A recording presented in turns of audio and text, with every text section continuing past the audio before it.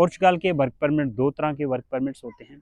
एक D1 visa जो work permit को अलाउ करता है, दूसरा DE8 वीज़ा जो वर्क परमिट को अलाउ करता है। E8 for those people who are coming to Portugal for the seasonal work, जो सीजनल वर्क काम करने के लिए आते हैं, सीजनल पर्पस के लिए आते हैं, जिनका 11 मंथ का visa less than 1 year duration का वीज़ा होता है। दूसरे वो लोग जो थोड़ा लॉन्ग ड्यूरेशन वीज़ाज के लिए आते हैं, जो नॉन सीजनल वीज़ा प्रोविजंस के अंदर में आते हैं, जिनको कंपनीज की ओर से इनवाइट किया जाता है। ये दो तरह के वीज़ा प्रोविजंस हैं जिनको आप वर्क परमिट प्रोसीड कर सकते हैं। वर्क परमिट पे आने से पहले आपको पोर्चुगल के अंदर में 3 इम्पॉर्टेंट डॉक्यूमेंट चाहिए आपके एम्प्लॉयर से। इससे पहले 2022 के अंदर में आपको मिनिस्ट्री ऑफ लेबर जो पोर्चुगल का IEFP डिपार्टमेंट है, वहाँ से अप्रूवल लेनी पड़ती थी वर्क परमिट अप्लाई करने के बाद और वर्क परमिट का वीज़ा लेने से पहले। तो अब गवर्नमेंट ने उसको रिमूव कर दिया, उस ऑब्लिगेशन को। अब आपको डायरेक्टली एम्प्लॉयर स्पॉन्सर कर सकता है पोर्चुगल के वर्क परमिट में आने के लिए। अब एम्प्लॉयर की ओर से मैंडेटरी डॉक्यूमेंट क्या चाहिए? प्रोविजन ऑफ एम्प्लॉयमेंट कॉन्ट्रैक्ट और provision of service contract which is a designed और drafted according to Portuguese labour law, जो कि Portuguese labour law article 140 law के तहत डिज़ाइन किया हो, ड्राफ्ट किया हो, अप्रोप्रिएट तरीके से बना हो। वो वर्क परमिट उसके letter pad and stamp and sign के साथ आपको चाहिए। दूसरा, आपको एम्प्लॉयर की ओर से डिक्लेरेशन चाहिए जिसके अंदर में स्ट्रेट फॉरवर्डली मेंशन किया हो, स्ट्रेट फॉरवर्डली इंफॉर्मेशन डिक्लेयर की हो आपकी सैलरी और आपके बारे में। तीसरा, आपको term and responsibility application form है जो filled by the employer and employee detail के साथ में। ये 3 डॉक्यूमेंट जो इंपॉर्टेंट एंड इसेंशियल हैं एम्प्लॉयर की ओर से आपको दिए जाएंगे वर्क परमिट अप्लाई करने से पहले। इन डॉक्यूमेंट को एम्प्लॉयर अपने सिग्नेचर को ऑथेंटिकेट कराएगा किसी भी पोर्चुगीज नोटरी एंड किसी भी पोर्चुगीज लॉयर के थ्रू। ये सिग्नेचर आपके ऑथेंटिकेट होने चाहिए।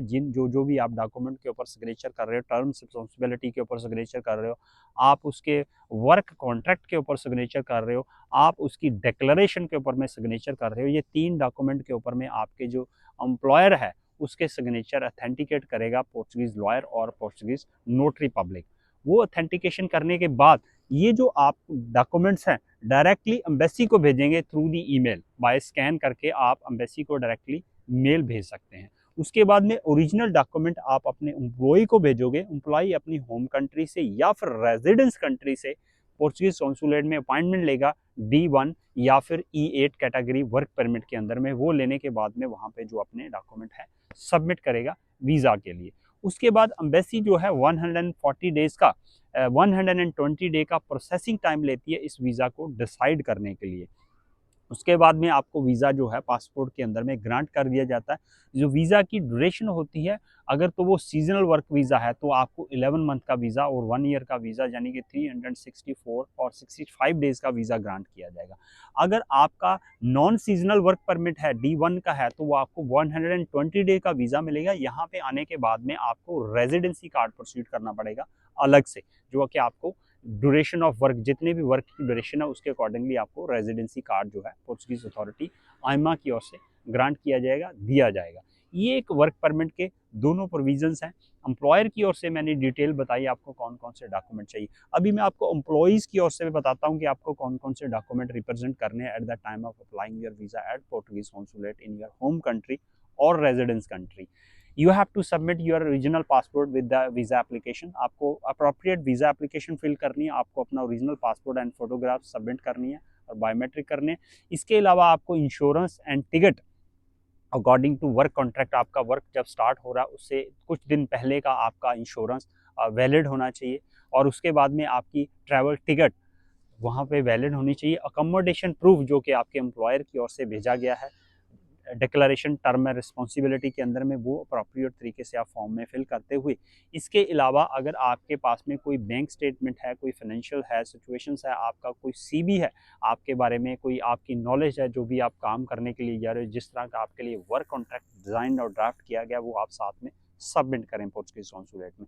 ये जो डॉक्यूमेंट है एम्प्लॉई की ओर से eight the time of applying your visa application, ये जो एम्प्लॉई की ओर से, तो ये दोनों साइड्स मैंने आपको बताने की इस वीडियो के माध्यम से कोशिश की है कि एम्प्लॉयर की ओर से क्या चाहिए और एम्प्लॉई की ओर से क्या चाहिए, और एम्बेसी का जो प्रोसेसिंग टाइम क्या है, आने के बाद जब आप एंटर हो जाते हो तो आईमा के अंदर में आप रेजिडेंसी के लिए प्रोसीड करें। इसके अलावा भी आपकी और आपके एम्प्लॉयर की यहाँ ऑब्लिगेशंस हैं। जब आप आ जाते हो तो आपका सोशल कंट्रीब्यूशंस, सोशल सिक्योरिटी के अंदर में रजिस्टर्ड होना, टैक्स अथॉरिटी के अंदर में रजिस्टर्ड होना, हेल्थ सिस्टम के अंदर में रजिस्टर्ड होना, एड्रेस कारपोरेशन के अंदर में रजिस्टर्ड होना, ये तमाम तरह की आपकी ऑब्लिगेशन से आने के बाद आपको इन तमाम प्लेसेस पे अपने आप को रजिस्टर्ड करना है। यानी कि आपका निफ नंबर है, आपका सोशल सिक्योरिटी नंबर है, आपका एसएनएस नंबर है, आपका एड्रेस का रजिस्ट्रेशन है, ये तमाम तरह की इंफॉर्मेशन आपको अपनी सबमिट करनी है आफ्टर अराइवल इन पोर्चुगल। जब भी आप परमिट में पोर्चुगल में आ रहे हैं, जब पोर्चुगल के अंदर में वर्क परमिट के अंदर में पहुंच चुके हैं। सो ऐसी तमाम इंफॉर्मेशन और वीडियो लेके हमारी टीम लगातार आप तक हाजिर होती रहेगी। तब तक के लिए मुझे यानी कि DS सैनी को दीजिए इजाज़त। थैंक यू, धन्यवाद।